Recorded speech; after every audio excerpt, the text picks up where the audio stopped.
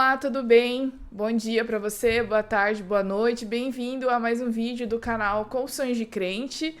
Já estou aqui um pouquinho melhor adaptada, instalada mais ou menos. Ainda não está 100%, mas já estamos tendo uma evolução aqui.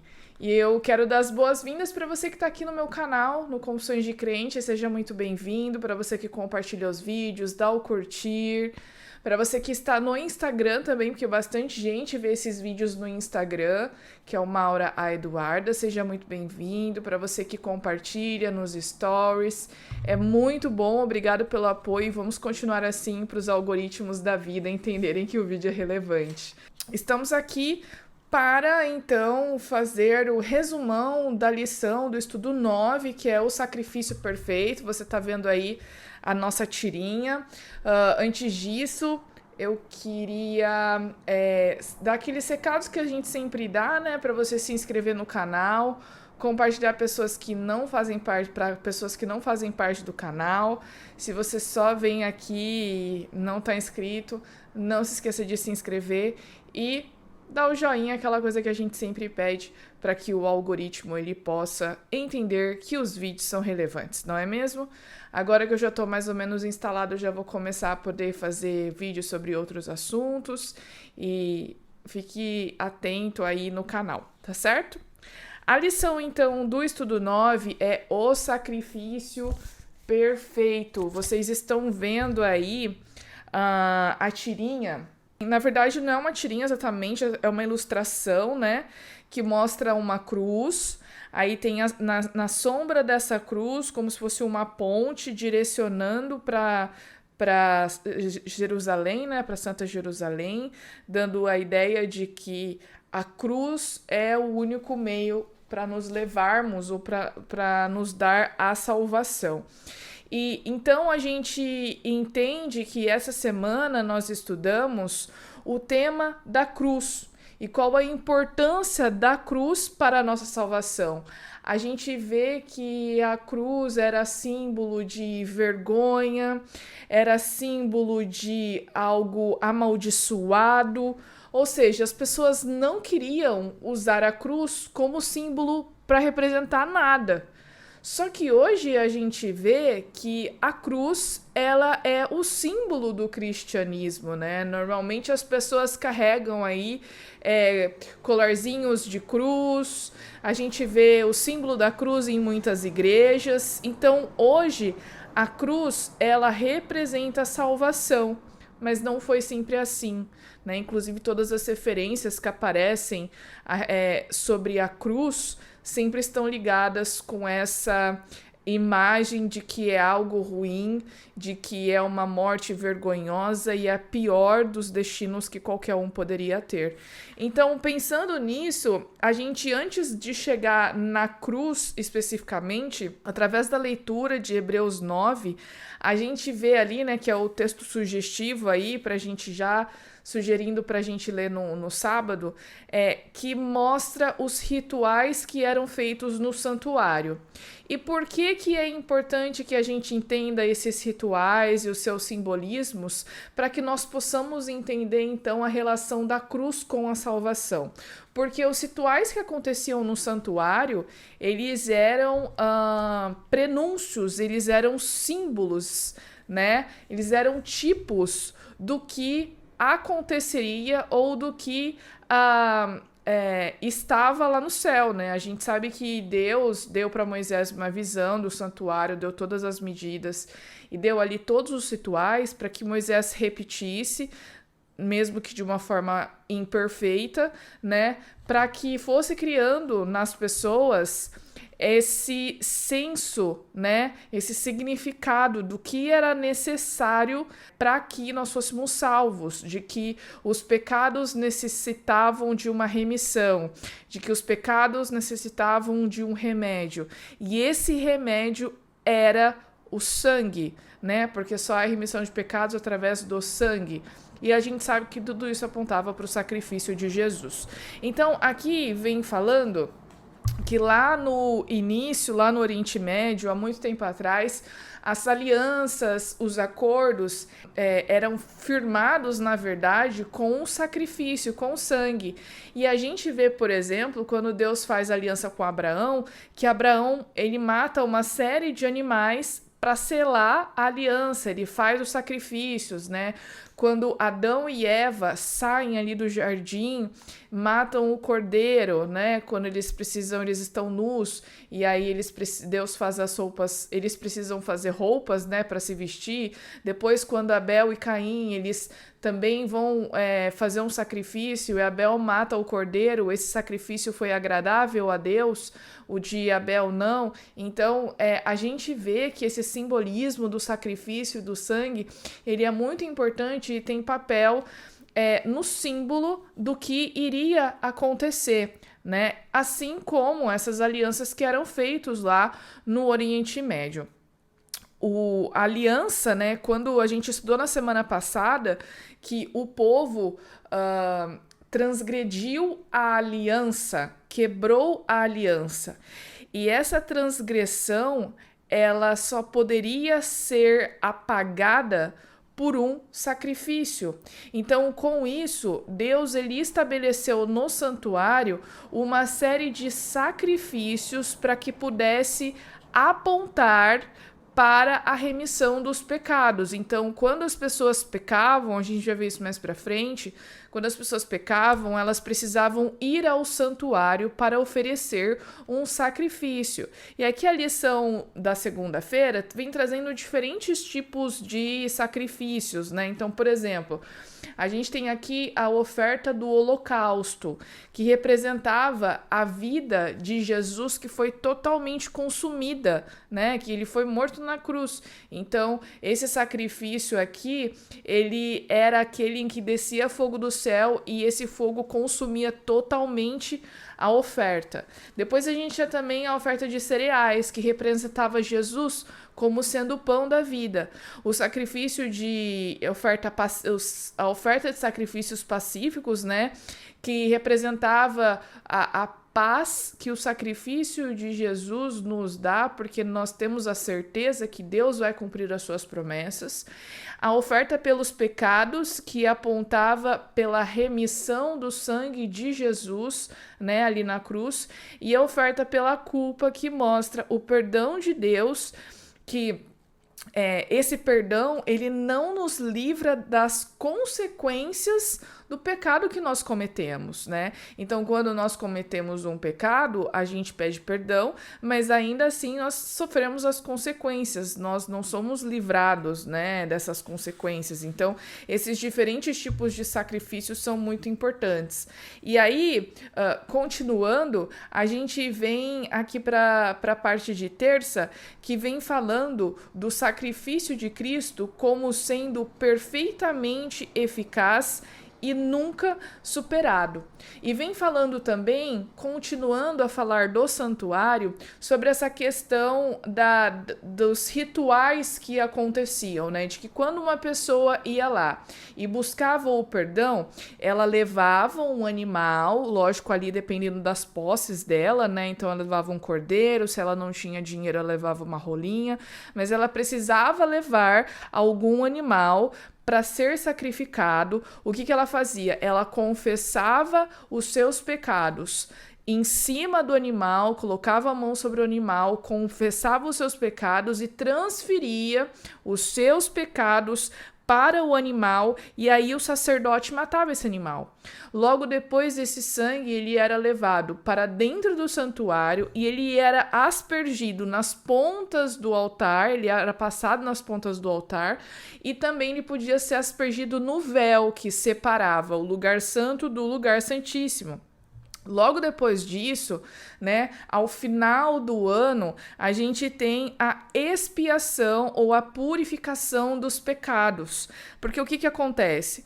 Quando o pecador, ele confessava os seus pecados, transferia para o animal e depois matava esse animal, esse sangue ele era aspergido dentro do santuário, transferindo esses pecados para dentro do santuário, ou seja, transferindo esses pecados para o próprio Deus, Então, no final do ano, o que deveria acontecer? Esses pecados, eles precisavam ser eliminados do santuário, o santuário precisava ser purificado, porque ali ficava todos os pecados do povo durante o ano inteiro. Então, o que acontecia era que o sacerdote, então, ele transferia esses pecados para um bode chamado Azazel, que representava, então, Satanás, porque ele é o originador do pecado. Esse bode, ele era direcionado para o deserto, e aí ele morria ali no deserto, né? Então, existia esse processo de purificação do santuário, que aconteciam nessas fases. Isso mostrava a misericórdia de Deus de dar uma solução para os pecados naquele momento, e também apontava para a sua justiça, né? De que Deus, ele era justo, de que nós pecamos, existe uma solução para esse pecado, ela vai acontecer em algum momento, mas enquanto ela não acontece, ou seja, enquanto Jesus não vem, ele não morre, essa aqui vai ser uma solução provisória, indicando para aquela que será a definitiva, né? Então, é muito interessante a gente entender que esses rituais do santuário, eles eram cheios de significado, né? E a gente pode viver hoje num momento em que não é mais necessário fazer esse tipo de sacrifício, porque Jesus já veio e já morreu por nós, mas a gente ainda pode aprender com aquelas coisas que aconteciam há muito tempo. Chegando então aqui no momento hipertexto, nós temos aqui a nossa palavra-chave, que é a cruz, tá bom? E aí eu coloquei aqui vários termos, né?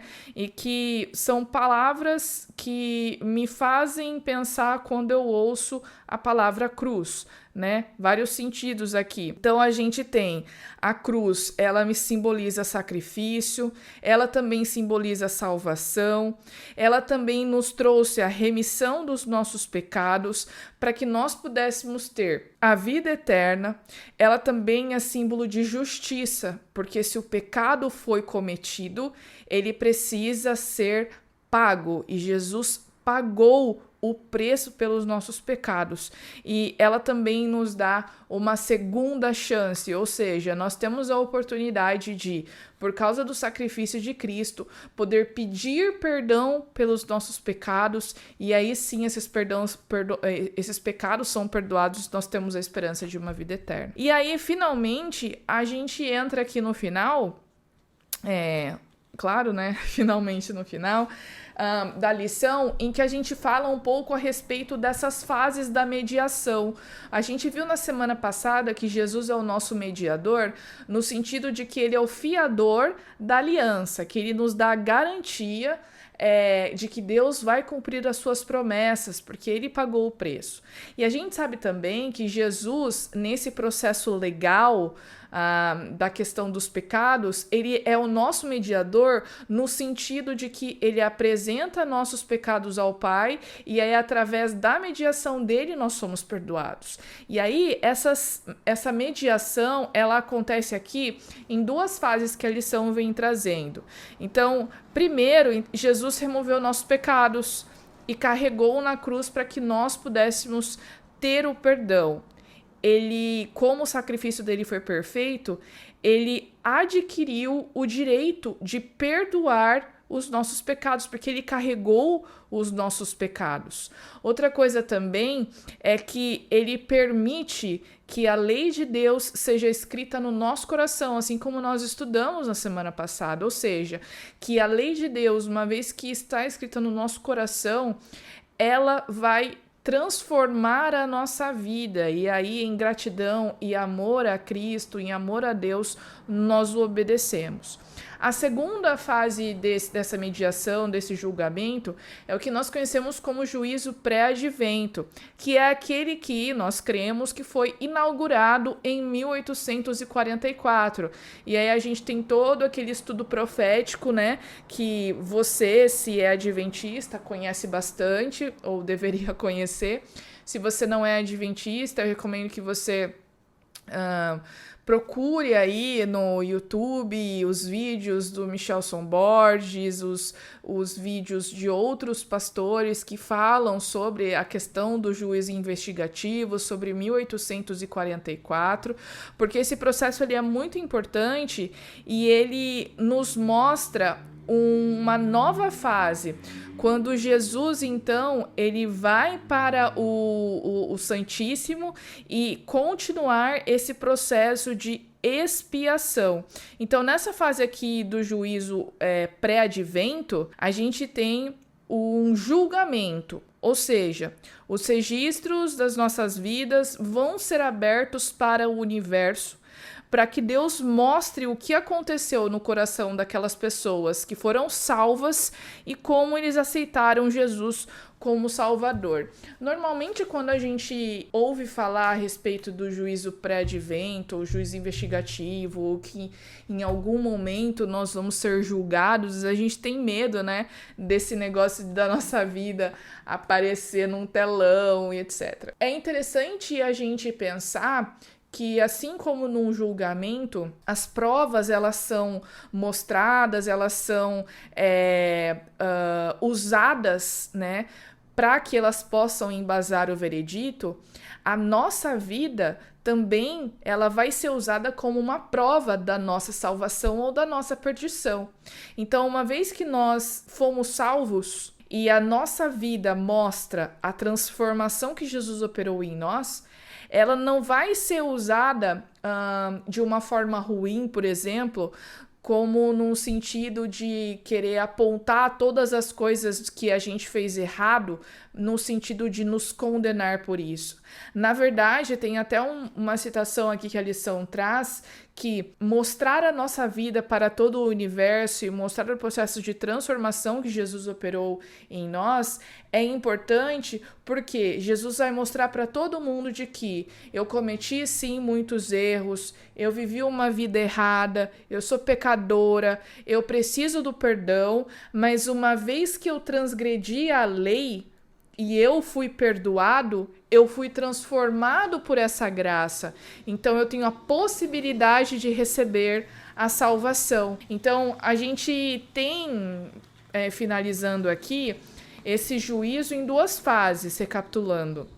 A gente tem essa primeira fase em que Jesus morre por nós e inaugura essa nova aliança, ou aliança renovada que nós estudamos, né, na semana passada. E a segunda fase é o juízo pré-advento, em que Jesus vai mostrar para todo o universo que nós somos pecadores sim, mas a sua graça nos transformou e nós somos prova de que de que a salvação ela é possível. A gente tem aqui também algumas citações de sexta-feira de Ellen White, que vem falando a respeito das questões do sacrifício, de confiar que Jesus ele é justo, ele nos dá a redenção, ele pode operar em nós a santificação, enfim.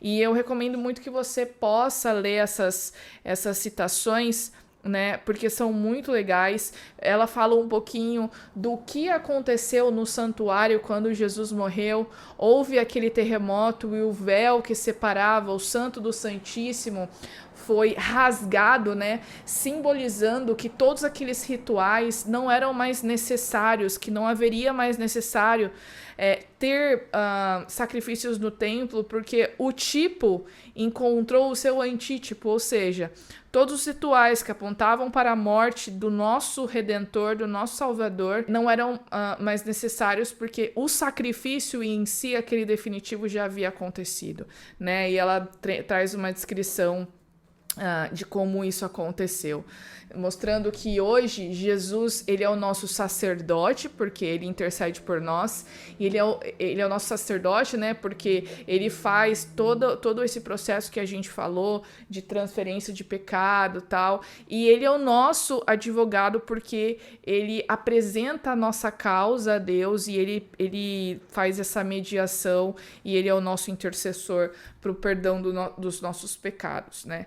Então, uma lição muito interessante, interessante, muito importante, profunda, mostrando como o livro de Hebreus também fala para nós a respeito do sacrifício de Jesus e a importância da cruz para tudo isso. Ok? Então, pessoal, é isso. Espero que vocês tenham gostado. Não se esqueçam de compartilhar com os amigos e a gente se vê nos próximos vídeos aqui no canal. Até!